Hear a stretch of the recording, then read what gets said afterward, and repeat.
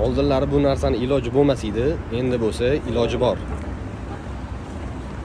Cobalt avtomobiliga 4 ta rejimli proshifka yozib berganmiz. O'zinikidan o'zgarganmi, aka?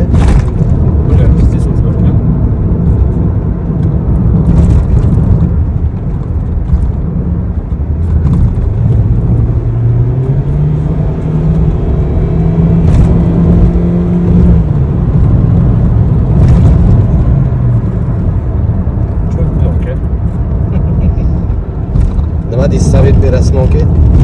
Zo'r ekan. Arziydimi narxiga? Arziydi. Sportli avtomobil. Gazda bunaqa tortmasdi mana mashina. Benzinni bundan zo'r tortadi. Mana hozir okamlar bilan где-то 3 kilometrcha masofani bosib o'tdik. 508 ga tushdi rasxod. Boshida nechta edi, aka?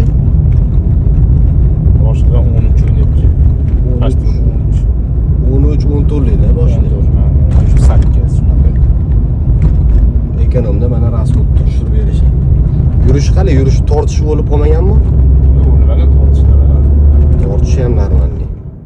Sportda ham, o'zini rejimida ham, zimnida ham yurib ko'rdik. Okamga yoqdi. Rahmat kattakon dedilar. Bergan pulimga mingdan roziman, zo'r chiqdi dedilar. Xudo xolasa, kimga shunaqa xizmatlar kerak bo'lsa, Cobalt 4 ta rejimli proshifka kerak bo'ladigan bo'lsa, pastda nomerni qoldirib qo'yamiz. Bemalol telefonlashib, kelaversanglar bo'ladi.